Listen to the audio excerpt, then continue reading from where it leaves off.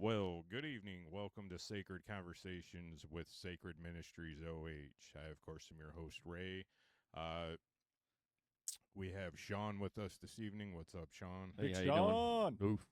And a man that needs no introduction. He hails all the way from the Lone Star State down there in Texas. But repping Cleveland hard right now. You got that right. Oh, yeah, that's it. CLE. That's right. He is the worship leader for Heartland Community Church in Medina, where Sean and I both go to church at. Welcome, Chad Chaney, everybody. Welcome back. Yes, welcome back. Everyone's going, what? What do you mean, welcome they back? don't know And about this is that. the first episode? Yes, this is going to be the first episode run of through. Quick run through. We kind of had a little thing, but it's all good. We sounded great. Yeah, you guys did sound awesome. Yes, Sounded you really good. unfortunately, That's all right. I mean the big singer songwriter. I only had a few things to say that night anyway. Right. So again, Yeah. all the way from Texas. Why don't we start off with early family life, how you came to be, and Yeah. what happened. I thought you were going to say how should we start off with how do you feel the snow has been now that you've been here almost a full winter? I mean, we can Which is, definitely we'll jump get to into that first. Which is when does this end? Hopefully next some week. years it ends in March, some Yeah. years April, sometimes May. Like it's Ugh. just it goes wherever it goes. It is pretty sometimes though, like the snowing part, Yeah, when I'm sleeping. but then it's brown. Like today's kind of brownish, you know what I'm talking about? Right. Like a Just slushy gray and and just just- ooh. Right, you get all the dirt and all the all the dirt. and- yuck and Yeah. it's Anyway. no good. Oh, okay. So, Flower Mound, Texas. Transition right into that, where it's humid. So it's not like the weather's perfect there either. Where is Flower Mound, Better Texas, sometimes. besides Texas? That is in between Dallas and Fort Worth. Okay. And It's like a whole different kind of hot down there. in I Texas. claim, the humidity's rough. I claim Fort Worth, but I could easily claim Dallas too. But it's really kind of right in the middle. But I felt like since I was born in a Fort Worth hospital and I went to college in right here, actually, Oh, yeah. Nice. we went to the national title game I remember. 2 years ago, and it was close, 56-3, or 53-6 or something. I can't remember. 2 kicks. But anyway, what was I just saying about Fireman? Oh yeah, so it's right Fort in the Worth. middle. But since I was born in the Fort Worth Hospital and went to college in Fort Worth, I'm gonna claim Fort Worth Right. Not Austin. forever. But I have lived in Austin too, like 6 years. I've been to Austin several times. That's a beautiful city. Oh, it's awesome, man. Austin's amazing. A lot of good cities there. I'm not a huge fan of Houston. That's where the humidity is the very worst. Mm. Mm-hmm. And then like San Antonio, like the Riverwalk's about it. Alamo. Kind of isolating your San Antonio crowd right now. They're going to be done with this podcast now. Right. Like, we're done. Yeah. They just shot everything. Oh shot the man, he's speaker. gonna say something about the Riverwalk. Oh, he's not happy about the Riverwalk. Well, then forget it, guys. Forget about this podcast. Right. So grew up there. Let's see. So high school there in Flower Mound. Bullied. I think that's probably a big part of my entire story. Quarterback in high school, but also 5'3". That's a very difficult. Wow, Doug Flutie. That was my nickname. That was my nickname, Doug Flutie. But yeah, bullied and kind of went through a bunch of different high schools because of that. Because my mom would take me out of one, put me in another, and that kind of happened until we landed at a private school. Okay. And that was not great. But then like junior year, I grew. That helped a lot. I dated a cheerleader. That helped a lot. That immediately gives you street cred. Oh, Right. your status goes Yeah, way up. it went way up. And guys are all of a sudden like, hey, man, what's up, man? Let's hang out. This kind of thing. And then senior year was easier. But it was really tough, freshman and sophomore. But it's tough for a lot of people, freshman, sophomore. Like, Oh, yeah. I mean, Oh, it's yeah. hard to find your footing in high school, period. I can't even imagine this day and age. Oh. It's got to be even tougher and more stressful. I think it's a lot of like manufactured stress. Like you don't really know it, but it probably feels Sure. like it. Because I was trying to think back in my high school days. Like, I don't know. I guess because of social media, it's very Well, so different. you have internet. Yeah, it's just so different. it's just we're too saturated with all this information. And even as a high schooler, you probably feel some sort of responsibility for stuff that you have no responsibility for. Right. That's got to be tough. But anyway, yeah, so that, and then got into theater and ended up going to TCU as a theater major. And I actually chose, I was recruited by some baseball teams and chose acting over baseball right then. Okay. So that was kind of my crossroads there. And was there any particular thing that swayed you to acting versus baseball? I just thought I was better. Like, I was a second baseman. I was all state, but I couldn't hit a curveball really well, which is huge in the next level. Sure. And I was a really good fielder, like very low errors, but I was hitting for contact, and a lot of my coaches told me, like, you'll probably be in the minors for 5 or 6 years before you really get a look. And I just thought, I'd rather do like L.A. That would be more of like the minor leagues. So, Right. and I was getting lead roles. It just felt like I was better as an actor. That's mainly it. Okay. This wasn't really like getting on my knees and, hey, God, where are you leading me? This was more of like, what do I think I'm better at this point? Right. And then later I would get on my knees and be like, where should I go? What should I do? You know, Right. some of these things. But also I do honestly feel like a lot of times if you get no answers, we're actually more equipped than we think. And if you just say, hey, God, I'm feeling this, I'm going to go down that road. And if it's wrong, then give me some unrest. But if it's right, just shower me with peace. And that works for me. Okay. Like, I really feel like God answers in those kind of ways. Because sometimes you get a sign, like a straight up, like, oh, like a street sign says something. You're like, oh, okay. Right. Stop. Right. A stop sign. But yield. What does yield mean? Go into it slow? I don't know. I don't get it. But a lot of times you don't.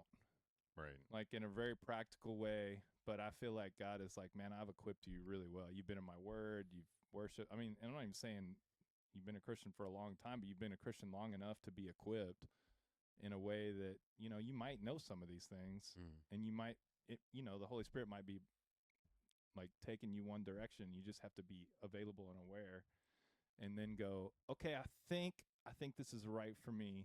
But like here, like this is a great example. It wasn't like I came, you know, I was back in Texas after I came here, and some guy in the deli was like, hey, Medina. Right. I'm like, what did you say? And he was like, I said roast beef. Right. I heard you say Medina. You know what I mean? Right. Like, it's not like that. So it's more like, I think, and by the way, there's not many delis. I don't know. It's like I'm in New York or something. Right. In Flower Mound, a deli. I don't even know where I got that. Anyway. Wow. More be like Quiznos. No, they don't have those anymore. No, I I'm think they're all bummed. shut down. I'm pretty bummed about that. They were good. Those were really Jimmy good. John's? Jimmy John's? I mean, A guy in Jimmy John's? Yeah. Medina, order number Medina. No, I said Beach Club. Oh. Anyway, so it's not like that happened, but it's more of, I really think this is where you want me, so just continue to make that possible. Right. And, you know? and again, sometimes God will take us down a path that, you know, isn't necessarily going to be our end result, but it's going to be, Right. you know, I'm going to take you through this to train you up. Mhm. And so you can learn some things and mature and get more solid in your faith, or get more, you know, see how you respond to failure. Yeah. And, you know, that helps you grow. And, you know, again, anything can be a stepping stone along the way. Right. So, Right. Yep. So that's kind of a big part of my story, was what you just said, like Los Angeles and the whole thing is, you know, more refining in those moments. Not you're going to be here forever, right. but you're going to grow and learn as a man big time. But you got to be willing to do that too. I mean, because it's tough. Like when you're getting pruned, that's a very tough, as both of y'all know. Oh, yeah. For sure. That's like one of the toughest things Right. possible, and you just have to have ultimate faith in those moments, Right. and be like, man, I know you're up to something, so I'm just gonna keep being, again, available and just self-aware, and I'm gonna keep leaning on you and not away from you, Right. and eventually this road is gonna straighten out. Right. That's what I think. So we I graduate. think from, like real quick. So the in San Francisco, the crooked road. You know what Oh, I'm talking the about? one- Where it's the completely windy road. crooked. Yeah, Yeah. that Yeah, windy yeah. road. That's like LA for me. okay. And then like the end of that road, it doesn't go straight, All right. but it kind of straightens out a little more. A little more. And it feels like that's kind of like the path. Okay. Like there's going to be moments where that road is, All right. and then there's going to be moments where it's kind of great. It's never probably going to be completely straight on this side of heaven, Right. but it'll be close. You know, like you'll Yeah, I be- know. I've gone down those roads, and it's like, all right, I see what you're doing, but my mind is tricking me. Like, this is where God's pointing me, and Yeah. no, let's not. Right. Just, Oh yeah. just there's hold that on, too. just wait. Don't Yeah. Right. don't Oh, don't that's change. true. There's a lot of lessons in patience. Right. For sure. So we're were you asking? graduated from TCU Yep.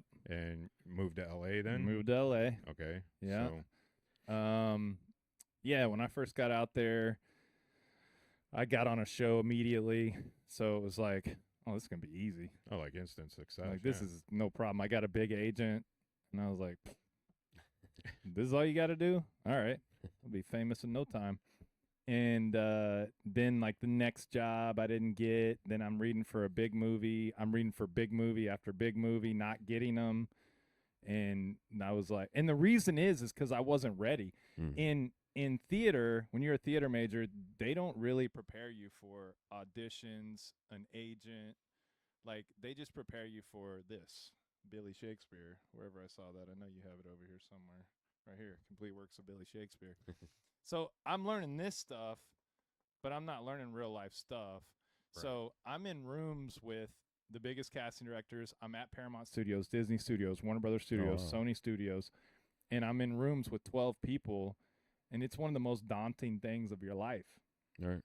And I'm reading with actors I've seen before, and I'm, and all these things, and it's like, it's really hard to not be critically nervous in those situations. But I feel like if they did a better job training you in that, and I don't really know what that would look like, but at least telling you. And your agents don't do any of that either. Like, Right. my agent just tells me where to go. Like, Right. here's the address. And that's it. And then you get in these rooms and you're like, oh my gosh. like starstruck. with Yeah, some you're of the people. starstruck of just the size of the room, all the producers in there, and if I get this job, it makes a career. Like, for real. Right. You Right. need that one big break, and Yeah. then it's game on. And so the desperation that's in you, all of that, keeping your blood pressure down to just deliver a performance Yeah. is really, really difficult. And I couldn't do it. Like, and I know, and the reason I say this is because I don't want to say, like, I just feel like God had a different purpose for me, because he did. But also, I wasn't good enough at that level. Mm. okay. I wasn't good enough in those rooms. I wasn't good enough to be able to balance all that, juggle all that, and perform it the way that I could. Now, you say that now.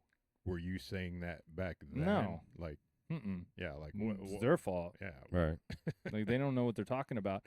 But then, in hindsight, I was like, man, I probably did look desperate. Because you have to really relax and give a performance in front of an entire room like no one's in there. Right. And and it's just really difficult.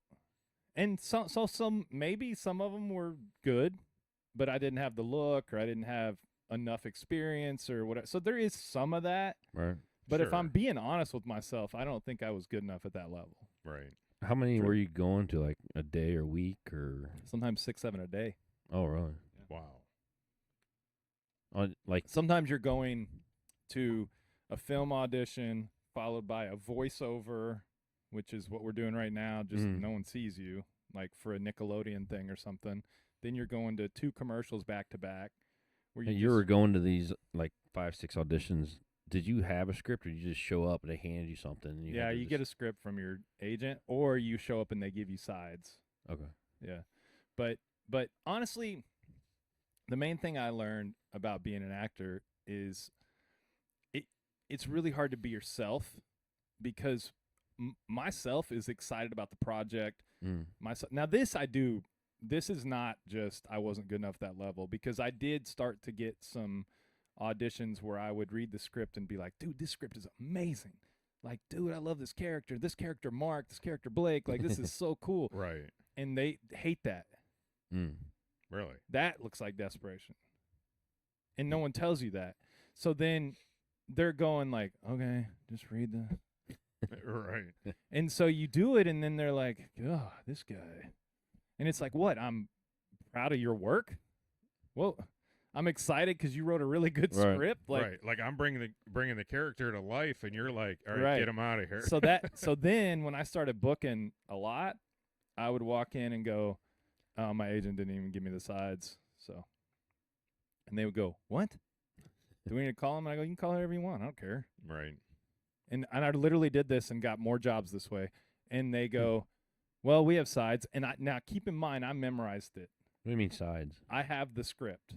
So it's the script. Like sides is like a scene, Okay. right? Okay.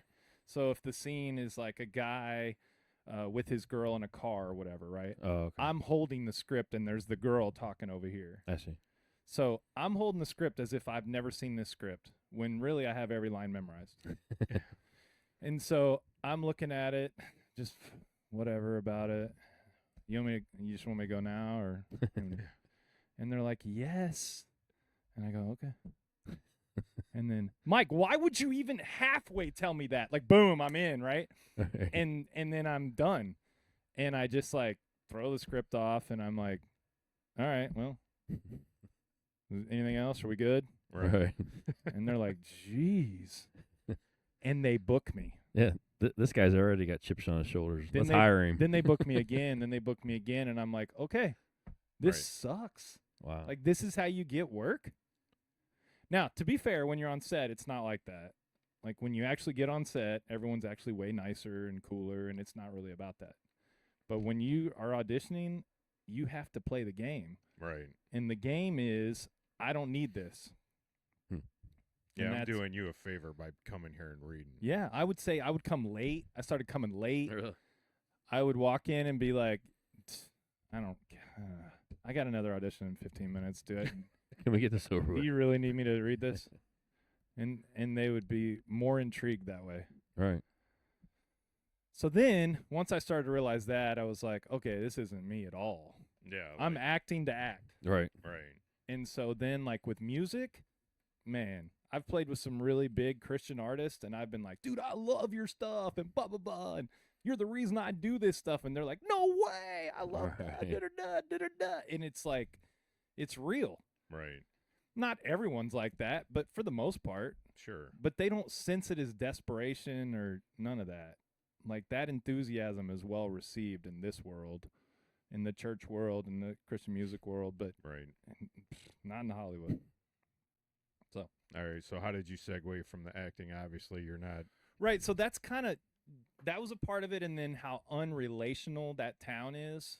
So I was hanging out with this producer that's really well known, and I was at a house party, which did those all the time, up in the hills, and I was in this dude's library till like 3 a.m., just me and him, cigars and whiskey, till like 3 a.m. Just chopping it up about not really even just sports, like not even really acting or anything. I see this guy in the grocery store 2 days later, 2 days. And I'm like, hey, what's up, man? And he's like, and you are? Really? And I was like, oh, I had written a script right then that was getting a little whatever. We were reading them at Universal and stuff. And that's why I got to go to that house party. Oh, okay. And so I was like, oh, man, I wrote Lucky Fellas. And he was like, oh, yeah, it's not a bad script. And he was like, man, I'm really in a hurry. And I was like, but what? What about these 3 hours in your home Right. Right. 2 nights ago? And it was just like such a wake-up call. I was like, oh, I'm way too relational for this town. Right. Right. Like, I don't have any conversations other than surface level in this town ever. And so mixed with I'm acting just to act, and then that part where it was like no one here really wants to go more than just what are we doing as actors. And I don't have a ton of friends out here. And the girl I was dating at the time, anyways, that was toxic because she was an actress too. So you had that going on where we were both in movies at the time, 2 independent films where we both had like love scenes. And so that's a real fun argument every single night of a 3-month shoot, you know? And so then there was all that kind of thing going on, which is not real life. Like, these are, what kind of, it's just so weird. And so that was happening. And so all those things. And then it really drove me to be like, hey, God, I thought I was coming out here to do something for you. I'm clearly not. This is much more about me. So what could I do that would build your kingdom? And that's how. Right. And it sounds like you're not even happy with, doing it for yourself. Like you're seeing it for what it really is rather than buying into the hype of it and becoming that, superficial sellout. Yeah. Oh, I was becoming that guy. And my best friend Troy back in Fort Worth, we're sitting in his hot tub one night. I was in LA 5 years probably, and I was total 7 years, but I was in there 5 years. And my best friend just looks at me and he just goes, bro, you are not the same dude. And that from one of your buddies will destroy you. Right. But it still took 2 years because there was a part of me that was like, you don't even, that's because I'm done with this town. I'm up here, like what he was saying. I was like, yeah, right. I'm not the same guy. Like, I'm actually this guy. Right. But I wasn't.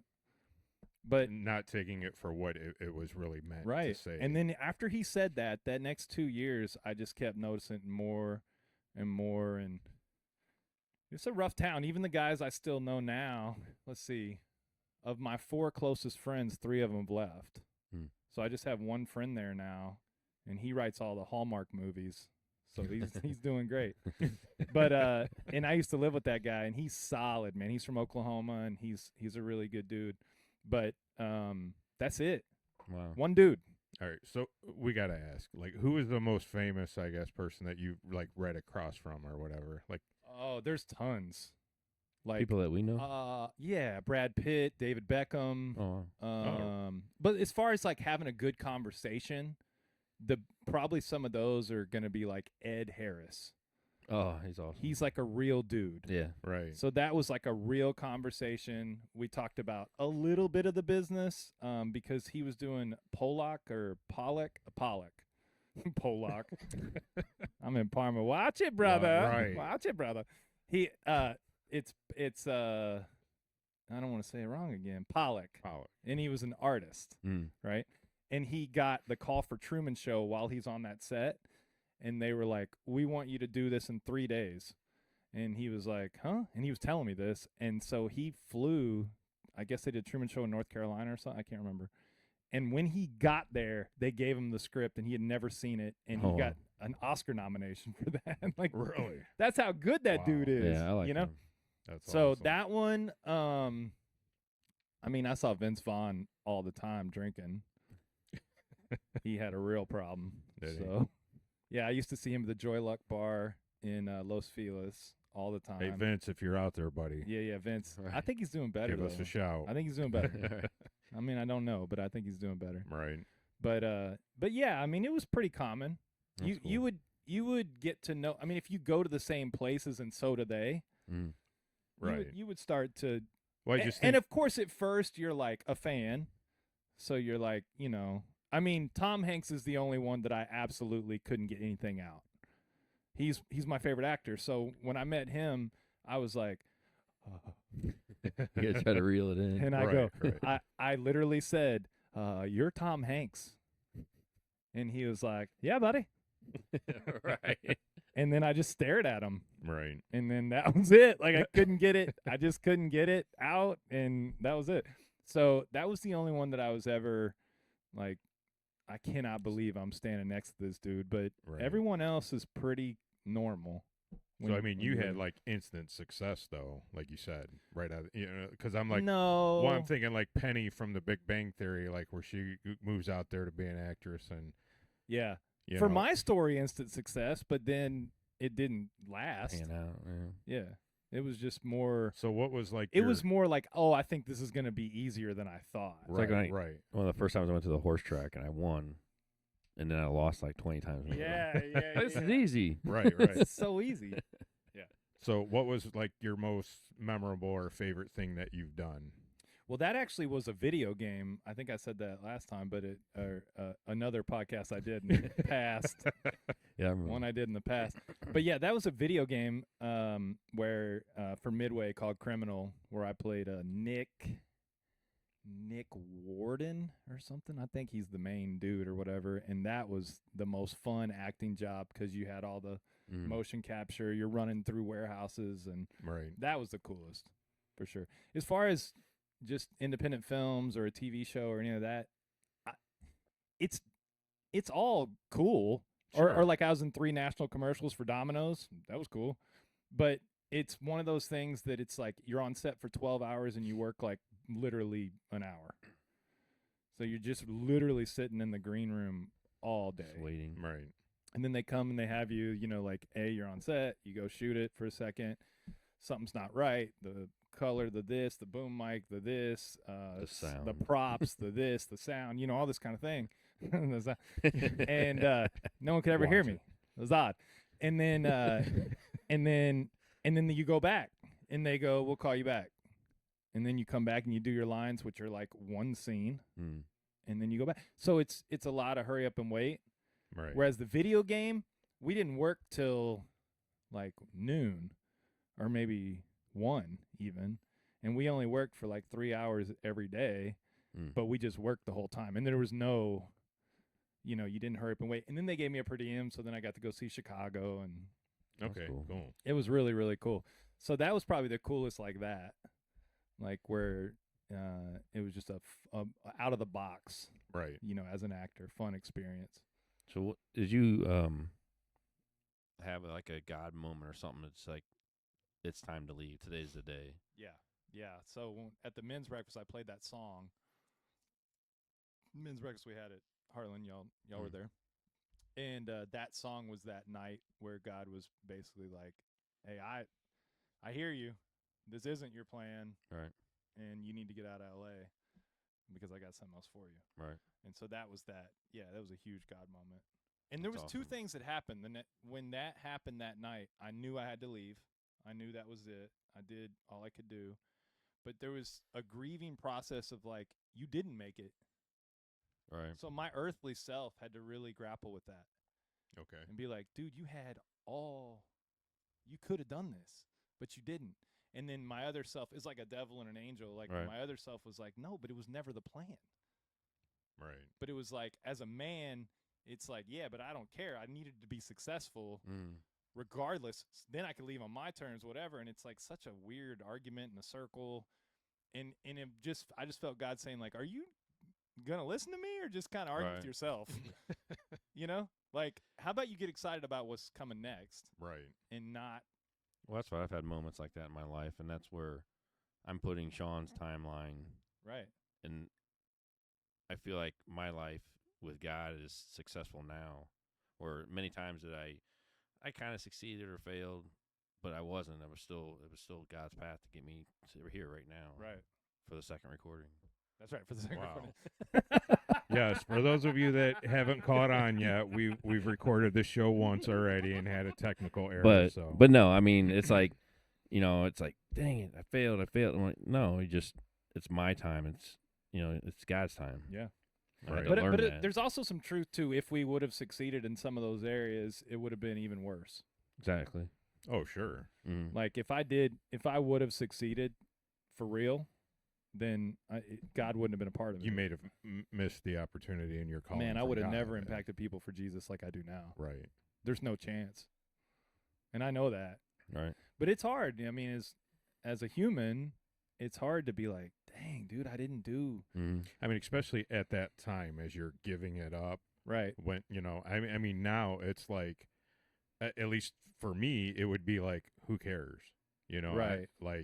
I'm so over that. Like, look at what, you know, I might not be that famous or, you know, have the endless money and stuff of a Al Pacino or Brad Pitt or something, but I've got the people that you're impacting and the things that you're doing with your life.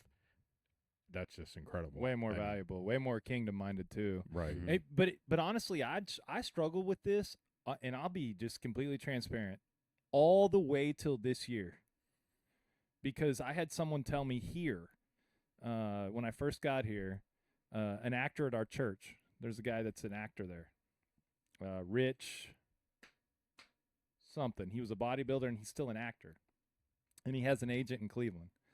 And he was like, "Hey man, I can get you." And he was like, he's always like, "Man, you've done more than I have, and I got a good agent, blah blah blah." And he was like, "You know what? Why don't I hook you up with the agency, and just in your spare time, maybe you could still do some things." And when he told me that, there was a part of me that was like, "Okay, let's get back into this bad boy." And then on the drive home from that meeting, I was like, "Nope, I don't want any part of this ever again." And it was like, well, then why did you? So even to this point, Him? yeah, Rich Reader. Okay. Yeah, he's a good dude. he's a great. I didn't know he was an actor. He is a great dude. He's been in lots of commercials for like Bueller's and Oh, really? Yeah. I didn't know that. Okay. it's great. But anyway, so it was one of those things where it was like, okay, I still didn't bury it. Because now it's completely buried. Now someone could say something and I'll be like, "Nah, I don't do." Right. Right. But even this year, he was like, now, on the other hand, I do still have the skill set. If someone did say, you know, if it was like a Kingdom movie or something, I would still do it. But there's So no, like if Dallas Jenkins from The Chosen calls, if the you're, Chosen like called, you're yeah, in. Like, yeah. Well, I know the producer of the Chosen, so Chad Gunderson. He's from Flower Mound. Well, it's like you know There you- everybody. There you go. But yeah, but no, but so we when get I'm him on the show? yeah, I bet you could. That would be. I mean, Zoom obviously, Oh, but yeah. yeah, Well, yeah, I'll- that's I'll- fine. I'll I mean, see- he's got the money. He can fly in. I'll see what I can do. He can fly us down. Yeah, that's true. But anyway, so that's kind of where I'm at. Like, it doesn't. I'm never gonna chase it again. Right. But if for some reason it came into my lap or whatever, then I would definitely do my best and try to, you know, No, for sure. make I the mean, project better. It's just you know, and again, that could very well be, you know, God allowing that temptation to come in of, hey, here's an opportunity Right. to, you know, and it's like, hey, I'm doing something as a favor or just, you know, on the side or whatever, and then you know you get a bunch of hype about it, and it's like, okay, so how are you going to react to it? Right. You know, but I mean, you know, you'd like to think that you're kind of solid, and I mean, you seem pretty good in your faith and Yeah, where yeah. you stand. You know, But just for a split second, I was, Right. you know, right, which thinking again, about that's it, which is human. That's human. Yeah. Yeah. But it was quick, man. Yeah, It was I within mean- minutes that I was like, nah. I wouldn't beat myself up over it. But No, it's- I didn't. Yeah, but it's- it was within minutes, and then I told Rich that, and that made an impact, like just that part of it, right. which was really cool. So, yeah. But on the other hand, music wise, I'll chase that. That doesn't feel like As well. You should. yeah. That doesn't feel like to me like anything near acting does. Right. There's just much more purpose in it.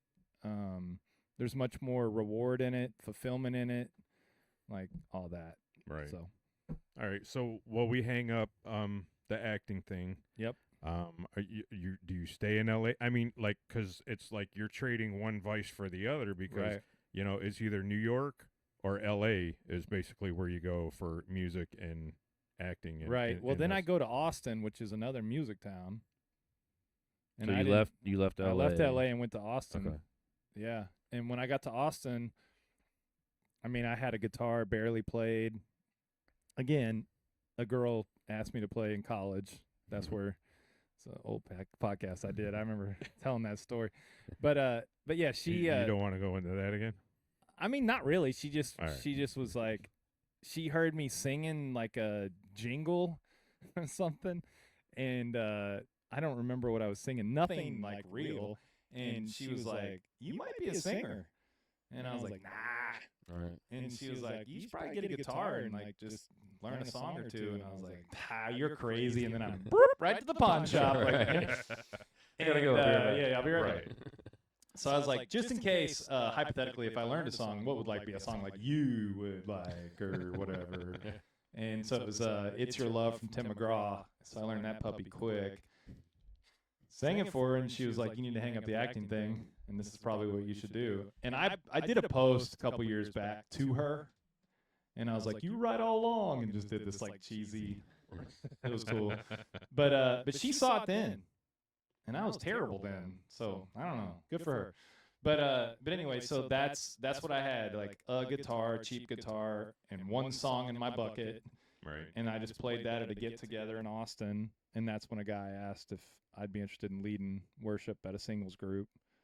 And then I do that. I'm terrible. No one's singing, which, as we know at Heartland, that's my favorite thing in the world. Right. And so no one, like just everyone's staring at me, and I mean, I can't play guitar really good. I'm flat, like the whole thing. Like, how big is the group that you're playing? Oh, in front of? 15 people. That's it. And they're all just like, Yeah, and they're all just nothing. Conversing put on this the guy side. back under the bridge. They'd be on, if we had social back then, they'd be on TikTok during the set. Or Right. But so they're just out, and I go over to put my guitar back in my guitar case. As I'm closing the case, boom, full body called. This is what you're gonna do for the rest of your life. Really? And it was like, what? And so then it was going to churches and saying, hey, I just feel like I got called to be a worship leader. What does that look like? And meeting with guys every week downtown Austin that are worship leaders that are very successful. And they just took me under their wing and was just like, this is what it looks like on stage. This is what it looks like off stage. I'm more concerned about off stage. Right. And just kind of taught me what it looks like to disciple from a worship leader standpoint and all that. And then I had to get better vocally. I had to get better at the guitar, all that kind of stuff, and still getting better all the time on that stuff. And I always said this, I feel like I'm a blue collar worship leader. Means I like put my construction hat on and my lunch pail, and I go to work on the music side. Right. But on the giftings, the engagement, some of that stuff, like that's just natural. Right.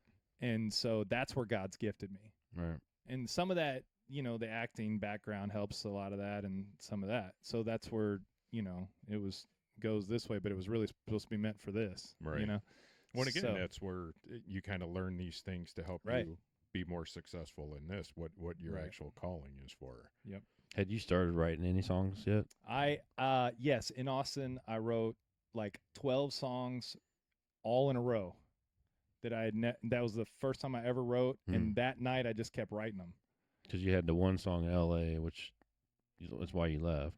Well, that's that song I didn't write till later. Oh, okay. I got you. That's just that night. Oh, okay. That's Yeah. when you got the feeling. And Yeah. I got you. The first song I wrote, I don't have it recorded. I just want to stand here and praise you. It's all about the night that I went to a passion conference in college, and I wrote it after this experience. Right. But I went to a passion conference in college, and and this is why I wanted to go out and be an actor for Jesus. Like this night is the reason, because there was like 30,000 people. Oh, wow. And there was a song called Better Is One Day, which a lot of people still know, obviously. And all of a sudden, they all disappeared, like for real. There's not a lot of supernatural things that happened to me. Right. This is one. And it just felt like it was me and God. Wow. And so that's what that song's about. Just all these people, but it's just you and me. Right. And I just want to stand here and praise you like I never praised you before. So that's what that is. And so anyway, and we actually ended up doing that song in Austin, and it became like for a year it was in rotation. Nice. So that was my first song I ever wrote, was about that experience. But I wrote that after what I'm talking about. So one night I just wrote like 12 songs in a row, and they just kept coming out. And I just was like, oh my God, I'm a writer, I guess. I don't know. Right. And probably 2 were good. The other 10 were garbage, but they were just, I wrote them. And so Sure. I went to a producer and was like, I don't know, I wrote these songs. I don't know, blah, blah. And I got a record deal immediately, like a half. He paid for half the production and I paid for half. And we put out that record called Filled with Emotion. And you can find it on YouTube. It's not good. But it's the cover is me in a like my Nissan Xterra, and I'm looking in the rearview mirror. Yeah. Because I don't need the rear view anymore. Like, I mean, it was pretty cheesy. But anyway. So that record got me to be able to play on 6th Street in Austin like every weekend my songs. Right. That's awesome. In bars. And I was playing these songs like Mesmerize was our big song. that was, it's all totally overt Christian stuff. And there's on YouTube, there's a video of that Mesmerized 15 years ago, that first night playing live. Okay. Wow. Yeah, it's pretty cool. So, yeah, that's where I kind of got the writing. Like, there is nothing like watching people sing your stuff, or especially like Brenna singing the verses of my song last weekend. Yeah, that was good. That was amazing. like so that. then when it becomes other people's song too, that's amazing. There's other churches around the country that'll sing Glory is the Sound or a couple of my songs, which is No, that's cool. I can't even tell you how cool that is. Right. But there's something about you. It takes a minute. You got to get over it because it is your song. So there's such a connection to it. But you do it enough and you kind of forget. It just becomes like just another tool to impact the kingdom. It's not, and then it's not about me. But at first, it's hard to separate it for a second. Right. And then you do it 2 or 3 times. Like, I'm amazed we do it at the church, and that doesn't. Right. It just feels like a worship tune that we just do, And so it takes a minute. But once it's there, it's like. And then when you have It's like- somebody talented like Brenna, I mean, she just really I know it was added awesome. to, like, it was like, it was, Yeah. written for her to I know. sing that. I know the way part, she and sang it was like incredible. Amazing. I know. I agree. So you got you're in Austin. You're writing some songs. You have God that's like, this is what you're going to do now, even though he didn't have a good reception. Right. Did you find a home church in Austin right away, or? Well, so these guys pretty much mentored me for 3 months, and I was doing personal training. Oh, okay. Like, I wasn't even a worship leader yet. They were bigger back then. Not you, but you know what I'm saying, big dog. I ain't trying to get like that. Right. But yeah, so I wasn't really doing anything yet as far as like worship leading. Okay. And then this guy, Wade Killow, who's still a really good friend of mine, was my first pastor. And he said, we need a guest worship leader. And it was on Craigslist. And I answered it. And You got to be careful. Right. answering. You got to be careful. And he put me in a trunk. And he drove me He to said, trust me. a La Quinta. So anyway, so then, so I played one day, just one service. And then he was like, we need a worship leader. And then I was there for 4 years. Wow, that's great. Yeah. That's awesome. So that's what happened. So that became my home church, Rockbridge Church, which is still there in Cedar Park, which is next door to Austin. So yeah. So what happened to that? Dun, dun, dun. Oh, Rockbridge? Well, then I got married around this time, and then we moved back to Dallas, Okay. or DFW. And then I took a church in Fort Worth. And then, so it was actually okay. a really good, when I left Rockbridge, it was really, so I've left Rockbridge, Alive, Journey. I've left 3 like main, like they were my jobs for years as a worship leader. And 2 of them were the best exits ever. And 1 I was fired the day of on the divorce side. Right. But the ones that I left good, man, it was like, it was like for a month and a half. Everyone knew it was happening. And it was just like really well done. Sometimes leaving a church well is one of the best experiences of my life. Like, it's Sure. really hard to do. Right. And so to do that and have their full blessing and like, they're all for it. Because that one was Katie and I going back to Dallas. But the other one was I was going on tour. Okay. And I just put out a record that is still on Spotify that has like Love Remains, Amazing Grace for Days, some of these songs that we sing at Heartland. There's Always Grace, which I'm singing next weekend and the weekend after that. Okay. And I played it for you last time I was here. Yeah. Or not here, but No. last time I was just hanging out with you. But anyway, so that record they would like put on the big screen Okay. and and we Right. and then play the songs and all that and be like, this is where Chad's going, and they prayed for me every week, and it was just really, really cool when that stuff's done well. So, Right. You said in there you got divorced. I didn't hear you say you got married. Is this the yeah, the just toxic straight to relationship? the divorce.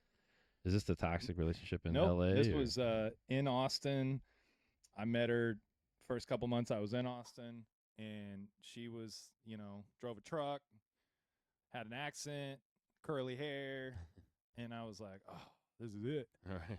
And her dad was a pastor, small church, but still, he's Mm. a pastor. And so I dated her 3 months and married her.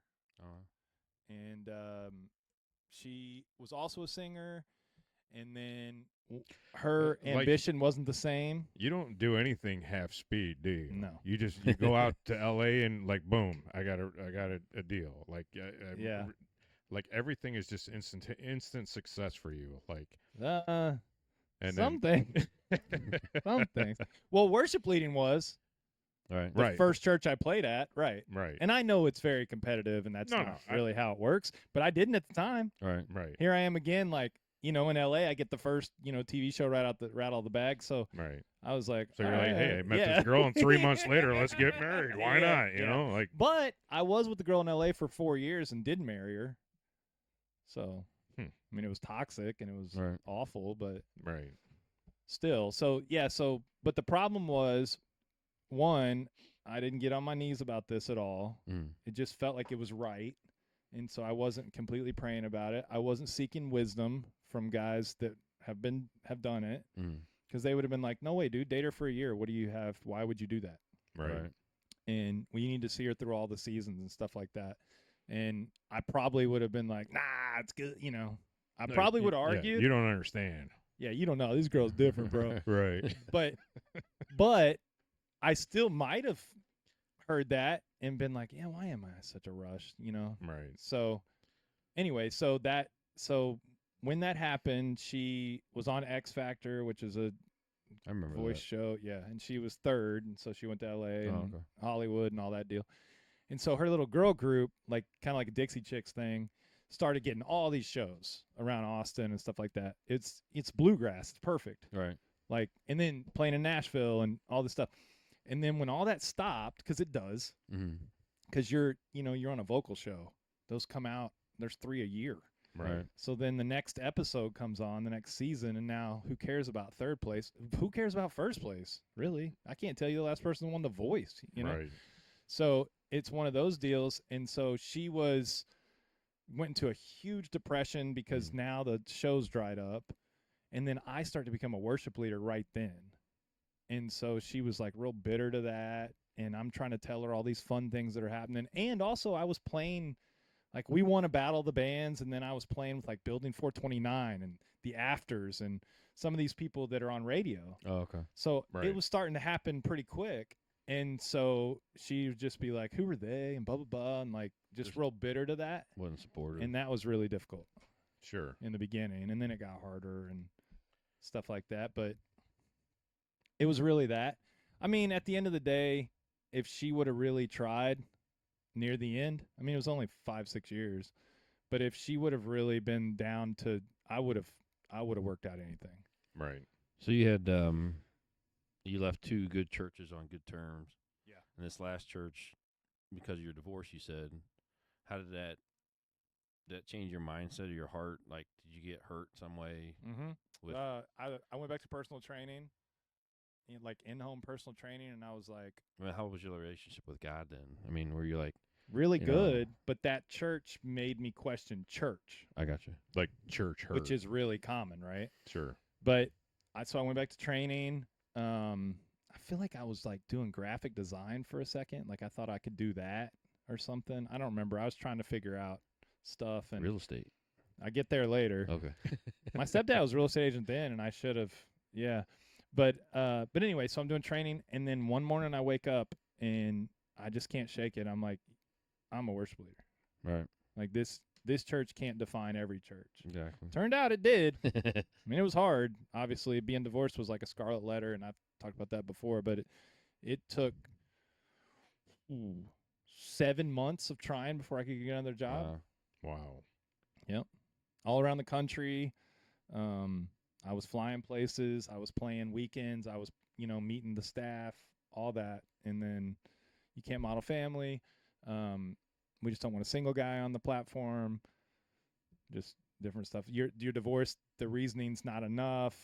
You say she might have cheated, but do you really know? Like they're very. It was rough.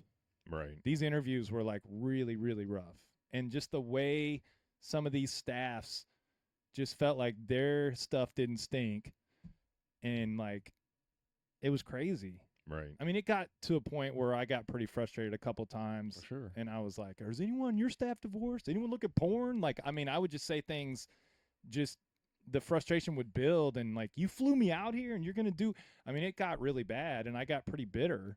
Sure. So I kind of had to relax that before, because one guy, I was talking to a guy in Colorado, and he was like, man, he was a headhunter, a big one of the biggest ones in the country. And he was like, man, I think you're going to need to make peace with some of these churches that were out of line. Right. Because it feels like you're going to want to do that immediately, like any interview. Yeah, you're carrying that in. Yeah, and that's forward. what was happening. Like, I would start interviews and be like, well, here we go, you know? Right, where they're just genuinely asking to get the Yeah. information to kind of fill out the situation, and you're already on defense mode where you're Yeah. just going right to attack. Like, Yeah. no, we're And not. sometimes playing I this was no real more. rude because You sit down at a table. Here's my divorce papers. Yeah. Right. Well, I mean, again, sometimes I couldn't handle it, and I would just be like, that's a painful process, and they're Right. bringing, making you relive it, and then sitting there, ostracizing you for it, and it's like, again, when. I think you mentioned before that, there was a church, in the public, the leader, Right. had an addiction. yep, he had a porn addiction. And The whole church walks with him, and then they can't hire me. because you're divorced, I mean, that's really got to be a slap in the Louisville, face. And Kentucky. How do you, I mean, Horse that's a, Yeah, it was tough. And so once I relaxed on it, I think that was a game changer. People still had a problem with it, but I was okay with it. right. I mean, this would like put me into depression the rest of the week. If sure. a church was Absolutely. that, I would just go into a pretty dark place about it. So it was, and try not to judge the church as a whole, and all this kind of thing. But still, it's just it's a business of people, Right. and some are going to be really good at that, and some are going to be really, really bad at that, and really legalistic. So And here that's it. again, so God, is coming to bat for you again because you played baseball at 5'3", 5'3", but every, and he's coming to bat for you again, and he helps you through. So you have another victory with God. Now, how do you get to Medina? Well, hold on. There was something about a real estate agent. What Oh, was yeah. going on with that? Oh, well, okay. When was real estate? Oh, that's when I went on tour as a career, and that was actually going really, really well. And that was awesome, man. Like, I can't. It's not as sexy as you think, Right. for sure. I mean, it's a lot of long nights and all that, but you're getting to play music for a living. Like, it's just, and then you're impacting people. But I do always say I couldn't really actually do life with any of these people. I'm just on tour. So if I meet you that night, then awesome, and I can pray for you and all that. Right. But working at a local church there's so many people. There's hundreds of people that I actually know their situations Right. and get to watch marriages get better and alcohol go away and stuff like that. And that's way more valuable. So to do both is pretty cool that I Right. got to see both of those sides. But COVID hit in the middle of me being a touring musician. Oh, okay. So that's where real estate came in. Okay. So I did that for 2.5 years. And then again, it was a similar thing where I was like, nah, I'm a worship leader. Just not feeling it. This not for me. And I was doing okay. I mean, it's real estate. It's not a rocket science. You put it the right price, it sells. And yeah, you got to be relational, which I am. So it's like, it was fine, but it never, even when I sold big deals, I never was like, oh yeah, like I just couldn't. Right. It just wasn't that fulfilling for Right. me. The money is, but it never was. And so I basically was like, I'm still this. Right. I'm this for the rest of my life. You told me that 15 years ago, Right. So I'm going to get back out there. And then even then, so I've been here almost a year. March 4th will be a year that I've been on staff. So we're only talking a year and a half ago when I started getting back out, like, okay. interviewing a lot, or Right. 2 years ago. And same thing. So even 2 years ago, the divorce was still Oh, really? A1A issue. Yeah. Even one in Highlands Ranch, Colorado. I think I was talking about that one before, how they were like, you need to write a letter exactly detailing like what the divorce looked like, and it was like, that's painful. Right. But Yeah, that's I'm good. that's 7 years ago, man. Right. Like, what are you talking about? And then again, I write all that letter, and they're like, man, we love your energy, and we this, and we that, and we could see you totally here at our church, but that letter just don't feel like it qualifies you. And that's just sucks. Right. So even 2 years ago, and that was like a year and a half ago, still. And so, so then I tell this story a lot. St. Cloud, Minnesota. So this was like a 3-week span. St. Cloud, Minnesota, Scottsdale, Arizona, Medina, Ohio. And so that was kind of the deal. And in St. Cloud, it was a lot of money. Just to, shorten this whole thing. It was a lot of money, but I wasn't really thrilled with the church or the community. And so it was one of those things where God was like, if you just want to make money, you could just stay in real estate. Right. Do you really want, or do you want a community that's, you're a good fit for and a culture changer and, some of the things that I want you to do as a worship leader. And then Scottsdale, Arizona. Scottsdale, I love it. Right. I used to live in Tucson, so all that was there. But I didn't love the church. The pastor, I just couldn't. He wore the same shirt every Sunday. I'm not real sure why. But he was kind of a brand guy. Right. You know what I mean? Right. Like a black polo every Sunday. Still. He might have like 10 of them. And So- yeah, maybe. But Well, I mean, it's a week. He washed it, but still, why? Put some Right. color on Maybe. that. Right. You're right. the only thing that was fun about that church is when I walked in, we did a ping pong tournament in the office. Like the minute I walked in, I just came from the airport. And they were like, all right, hop in, you're next. And it was a ping pong. And I was like, oh, I could do this place, And then, no, that was the highlight of the trip. Right. Was the ping pong tournament. And they were really good. I didn't fare as well as I thought I should have. But anyway, so then same thing. So then I said, then God was kind of telling me, hey, if you just want a cool place to live, be a real estate agent in Scottsdale. Right. Like you could do that. You have friends here, or do you want to be at a place where the community's thriving, where you could be a good fit, where you could culture change, some of that. And so then I come here and all the other things weren't there, What was that initial but reaction? the community was there, Right. It was the reverse of what I just said. But what was that initial reaction when near Cleveland, Ohio came across your phone? Oh, dude, no, with caps and explanation points. But that's because I said this before. That's because it just doesn't have a good reputation. Right. I don't know why. I think it's an underrated city, but you have to live here to know that. Right. You couldn't even stay here a week and know that. Like you Right. kind of have to live here. To And know you that. came in the winter, so And I came last January. it's not It's I horrible. mean, Yeah. So, but again, it was the reverse of what I just said. Is it Scottsdale in terms of the lifestyle? No, not Right. even close. But did they have a community that I'm a good fit in? No. Is it the money that St. Cloud was? No, not even close. Right. But do they have a community that I'm a good fit in? You know what I mean? So it was like I had to really struggle, wrestle with that. And I was like, oh, man. And then at the end of the day, it's Dave. Right. So you agree to come in. What's your first impression when you walk in? Well, the main thing is the building, where it is, all that you don't see online is Right. beautiful. yes, for sure. And the room is amazing. And it's like, I love the stage being low because it feels like everyone's around me. And so worship is incredible. So I didn't see any of that online. And I'm trying to do a better job of getting to where you can see more of that now. I have the video in the beginning where you go through the driveway and through Right. the church. Oh, yeah, so you yeah. can, I had a guy do that with the GoPro or whatever. So you can kind of point of view, see what that looks like. Because Right. no one knows how awesome our church is. Right. You just don't. You don't see it like that. So that was my first impression on the building. I mean, I had to get past what is this? It's gray and slushy, and Right. I'm at Cool Beans for 5 hours. I don't know what else to do in this town, So I had to get past all that. But then when I walked in the building, I was like, what? This lobby's incredible, Right. And so, but that wasn't enough. I mean, it really wasn't. It wasn't until Sunday. I mean, it wasn't until the 4th day I was here that God was just like, you're coming here. Like, there's no way around it. So gonna show how you. did your interview and your process go? I mean, they were obviously It went good. accepting of the divorce and, Oh, yeah. Dave said that in the very beginning.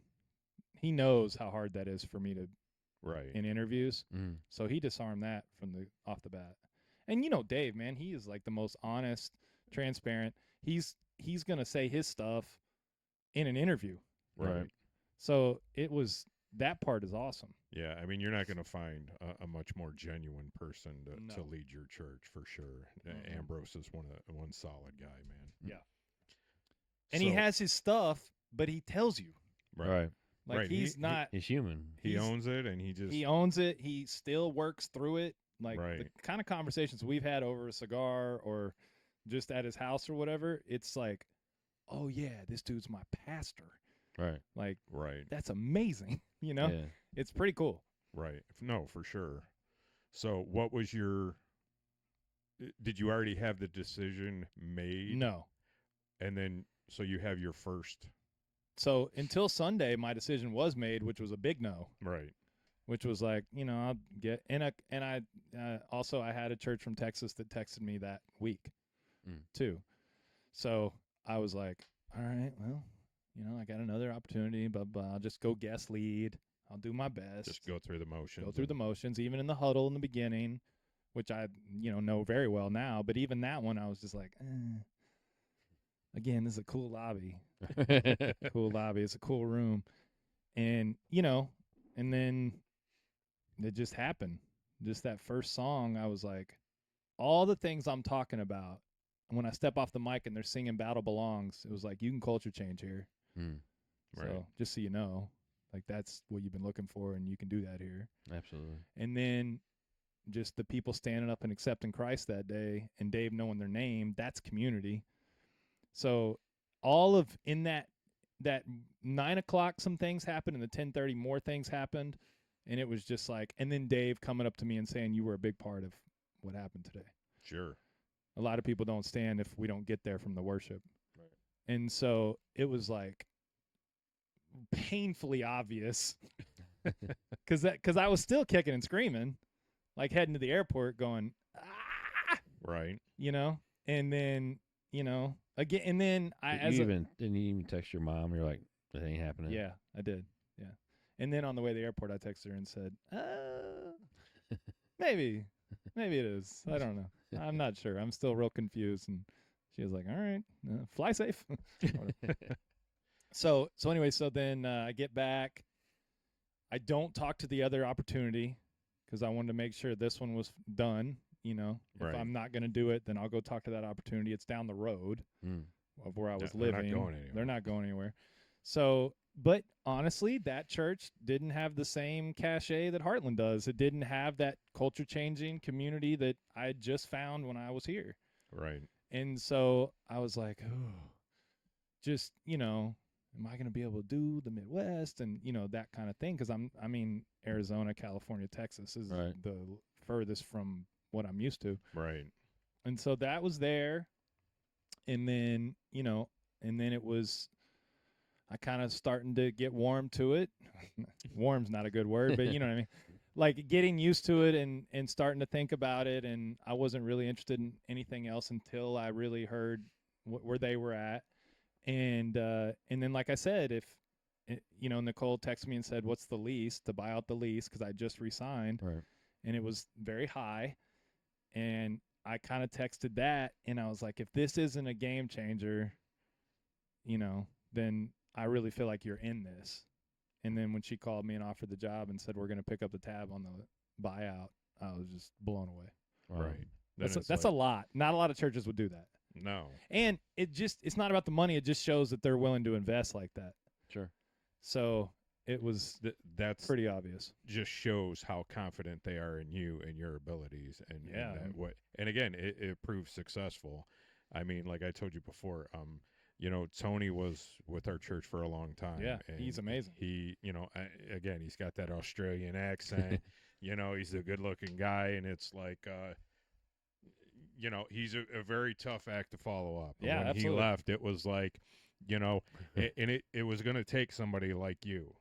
That energy, that talent, that ability, and just come in, and I think God knew that. Yeah. And that's why, he maneuvered everything along your path to bring you where it was. And it was even that reluctancy and that, that hesitation or whatever. And then at those two services, it was like the Yeah. congregation responded to you like, hey, we still love Tony, but this guy's pretty Right. awesome. Yeah. You know? Yeah, and a lot of people told me that, which is really cool.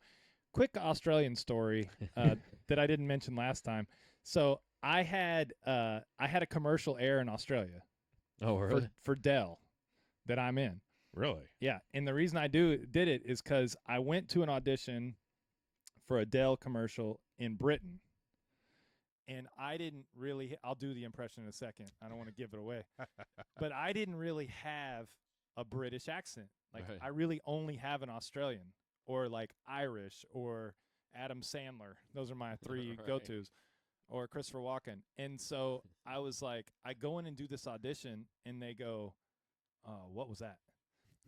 And I was like, that's my British. And they were like, that's the worst. I'm not even sure that's even, what is that? Like, that's not nothing. Right. And this one lady in the back was like, kind of sounds Australian. And I was like, yeah, it's that. And they were like, well, this is for the British market. So bye. Right. I'm leaving. My agent calls me, like I'm halfway home, which is 3 hours in LA. And, and so she goes, yeah, you're not getting that, but you are going to get it for the Australian market. So for Dell, I said, Dale drives innovation. And I'm on that commercial. Wow. Who's Dale? But Dale driving innovation was my British audition. Oh. Right. Anyway, I told Tony that story because it's fantastic. What The do you fact say that about what it? he- He's the only one that would understand it Right. completely, you know. Yeah, mate. That's good. That's what he said. Yeah, So- mate. Yeah, but no, that's been awesome. I think I said this before, but I think I had to be a different energy altogether, because if I was just him but a worse version, this wouldn't have worked. Right. No, for sure. It would have Yeah. it would have been horrible. But I think Dave and Nicole both knew that. Mm. He's going to bring something that we haven't seen Right. yet, and yeah.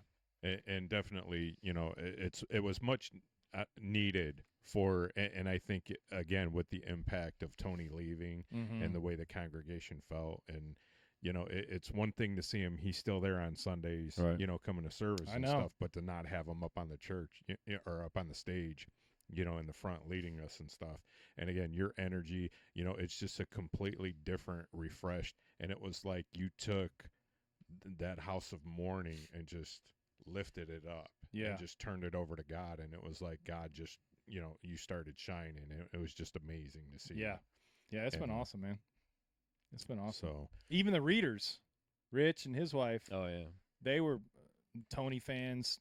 I mean, still huge Still, Tony yeah. fans, but like it took her a minute, and she told me that we went to Paul Crocker's Christmas show okay, together. Like I've done a couple things with the readers; they're awesome. And she was just like, "I think I'm in. I'm in with you. I think I'm All in finally? Yeah, I think I'm all in." And I was like, "Oh, that's very sweet of Yeah, you." they're A year really good. later. so you started, yeah, like March all the way whip around the Yeah. following December, Yeah, like yeah. 9 months. I it think took I'm you? into you now. Yeah. Oh, well, I That's mean, fine. That's totally fine. But people do still say occasionally, like I told you before, they used to say for months, now I love Tony, Right. but man, you really blah, blah, blah. But now they Right. don't do that as much, but occasionally still people will let me know. Like they'll be like, Well, it yeah, hasn't officially been a year yet. I mean, that's true.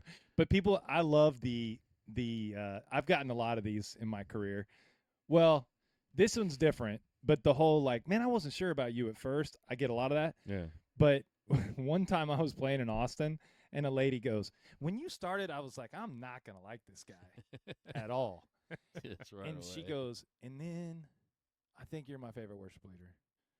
And she started crying. Wow. And I was like, why don't we just cut that first part? What was the point of the first part? Right. Right. Like, why couldn't you just put you go back? Just put you down a little bit. Right. Why can't we So just go people- to, hey, you're Yeah. like amazing and awesome, and then just start crying in your arms? Yeah. Like, Yeah. Why do we have to have that bad negative Yeah, part yeah. first? I've gotten a ton of that because I think a lot of people don't. They want to make sure that it's like there's a little humility in it. Right. Right. So they will say like, man, when you walked in, I was like, ugh. And now I listen to your music every day. And it's like, well, whoa. Thank you. How am I going to not hear that first part? Right. And then one time, one of my You need to favorite get you a comments. T-shirt that says something like, "I may not be Tony." Oh, that would be hilarious. Hey, my wife's got a cricket. We can make you a On shirt. your 1 year I may not anniversary. be Tony, but I made it a year. But I was in an Australian commercial. no. Dale drives innovation. I think there was more to the script. I just can't. That's all I remember. Right. But I think we would have to say something. What else could we say? I like the but I made it a year I like the idea a lot. We'll but have to come up with something. I like it on the back though, Right. and then I'll just turn around so you can see it. Right at the end. Yeah, I may End not of be your set. Tony, but neither are you.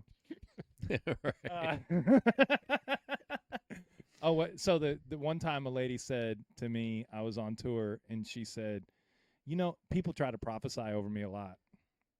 And sometimes I just have to check it with the Lord and be like, was that any? I've played in a lot of charismatic venues and stuff like that. And she came up to me and she said, I feel like someone's going to give you $1 million. And I said, who? Right. And she goes, I just feel like God's telling me someone's going to give you $1 million. And at the time, this is what I said, because I've had enough of these happen where I just don't believe it. And so I said, you're going to give me $1 million? Because she had a check. And she goes, that is so disrespectful. And it was like for $50 or for a couple T-shirts. And I was like, what do you mean? I don't understand what you're saying. Right. And I go, ma'am, no Christian artist get $1 million. Like, you think I'm going to be the first Right. to just get a check? And she was just like, I'm just saying. Like, she got mad. Wow. And she was like, this is what God's telling me. And I was like, what do I do with that? Go buy Like, a lot of what do lottery. you do with that? Well, God's telling me it's you that's going to give me the I know. million. So, the My person God that is tells saying that you. Yeah. Right. The person that tells you you're going to get $1 million, that's Yeah. who's giving it to you. Yeah. So Yep. I'm going to need you to add a couple zeros That's to that check. to that $50. Thanks a lot, Pam. The other thing is, the other one I got that I really loved is a lady was like, I feel like you're going to be like David. And I was like, this is after a big worship night. It was awesome. And she said, I just feel like God's telling me you're going to be like David. And this is just what I said, because this is who I am. Oh, boy. I go, I'm going to cheat on my wife and then kill a guy? And she was like, no. And I go, I'm going to be a king? And she was like, no. And I was like, what else is he? I mean, he's a man after God's own heart. Is that what you're saying? Because, yeah, I can get behind that. And that made her mad, too. She was just like, I'm just saying. Wow. It was like, how vague is that? Right. Yeah. Like, what are you telling me? There's no kings here. And I definitely don't want to do his other thing. I mean, I guess I could kill a giant someday. I mean, I'd rather do that than any of the other stuff. Right. By the way, I did some studying on David versus Goliath the other day because I'm in 1 Samuel right now. Mm-hmm. They think, a lot of scholars think, I don't know if you ever heard this, because, we're not always positive something absolutely happened or if it's just metaphor, right? Or like a folk's tale that happened Right. and then it helps us get to somewhere else or whatever. But so I never really questioned it. I always thought like, yeah, he's just real good at slingshot. And that's what he did. But okay, so Goliath's like 10 foot, right? And David's 5'3". You know what I'm saying? Right. And he really, You can swing a bat. he was like 5'5". He hit for contact, that's for sure. And so anyway, he possibly, instead of hitting him in the forehead, which he had a helmet on, a bronze helmet, and so instead of that, there might have been room in between his kneecap, which is about where David would be to a 9-footer, 10-foot guy. So it's possible that, and this was fascinating. I never even knew this perspective, and you can look it up. It's everywhere. It's possible he hit him in the kneecap, and that's what collapsed him. And then the dude had 126 pounds of armor on. So Crushed him. once you're down, and then he took his sword and cut his head off. So that, to me, makes more sense than hitting someone in a helmet and lodging a stone into a helmet. And then why would he fall forward? You would fall back. Anyway, This is still fun, man. Like I love studying the Bible Oh yeah. Right. because of this. You know, I like mean, it definitely makes more sense, and It makes more sense. Logical. Of again, if you hit your knee and then you fall down, and Yeah. I mean, well, I've got like 8 commentaries here. We can go yeah, through. yeah. We Go can, ahead, We can go ahead dig and check into it out. brother. Yeah. And- So I like doing that though. I definitely every time I read, especially Old Testament, I'll be like, wait, what are people saying about that? And that's really fun for me now. right. I didn't used to do that. I think I would just take it for face value and be like, okay. But now I'm like, nah, man. There's a much more mature relationship with Christ now, where it's like I'm so secure with it, it doesn't matter. Right. But there was a point where I was immature in my faith, where I wouldn't allow you to question anything, because if you question one thing, then it's a wrap. Right. And now I know, like, no, that's what he invites us to do. Mm-hmm. Right. That's how we get closer to him. Right. He wants us to wrestle with these things Right. and debate them and talk about them and dig into them to find out, to get those different perspectives. Right. So, again, you have a leader like Ambrose. I mean, that guy's just amazing. Mm-hmm. And he has a huge Bible knowledge. Oh, Mhm. yeah. Huge. Clint does too. Clint's Clint does too. Clint is I love that guy, but he's a hard man to talk to sometimes Mhm. with, that whole philosophy thing. Like he's going in 20 different directions where it's just like, look, dude, I need you to stay in this lane for me and help me, because he'll start with me, and then before I know it, we're over here, and I'm like, You see, what's funny is you know him like that. I know him as the guy that does Donald Trump impression every day. I mean, he's a big goofball, but right. I don't really get into, some theological conversations with him, but he'll get over my head real quick. oh, I mean, he does for me for sure, but Yeah. when he Dusty's more my speed. Dusty,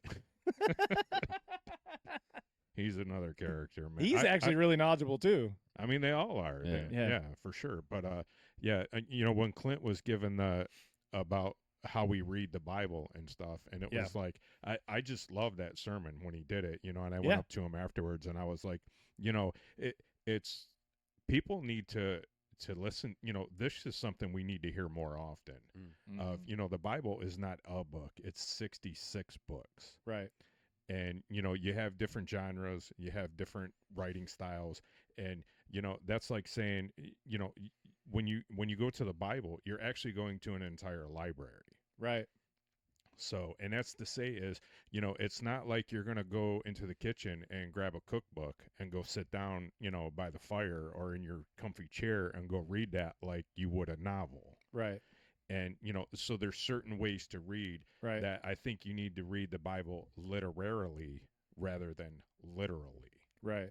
And like when Clint and I were having a nice conversation after the service about that, and it was just like very refreshing of having not that any of them, Dusty, anybody could have done that service, but because of his where he's at. Yeah. With his knowledge of because of his knowledge. Just that philosophy Yeah. of where he's over analyzing everything. I think it really Mm-hmm. he cracked into like a whole fresh area that I think maybe those guys would not have been able to happen. Yep. And it was really awesome. I'm encouraging him though to do more stand-up comedy in the middle of some of his he's sermons. funny, man. Because he needs to, because he's hilarious. Yes, he is. It is funny. And sometimes a sermon, I'll be like, bro, where was the jokes, homie? But like he wants to always be so serious. I know. And, like But he threw in a Trump one sermon, just a quick one, and I was like, dude, keep going. right, You like gotta bring it. You got to ride that out. like I try to be myself as much as possible on stage. It is my goal that I'm the same off stage and on stage. Now I get it. I'm not going to be the exact same. Right. But it's my goal that it's real close. Because I've been around enough people where it's thousands of yards away. Right. And I can't stand And I it, mean, man.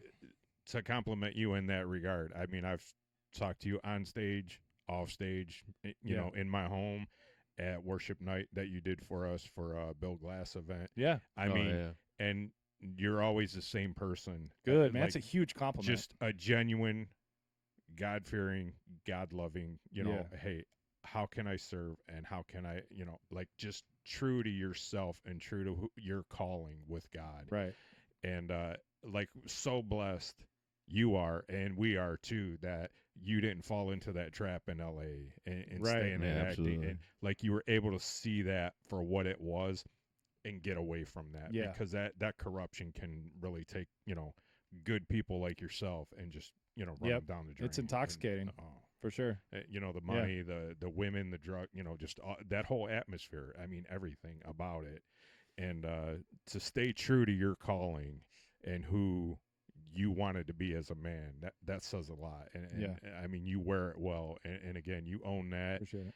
And you are a genuine great guy. And I mean, it's Thanks, just, man. a lot of love and respect to you for what you do, what you've been through, and, just staying true to what God called you to do, man. Appreciate it.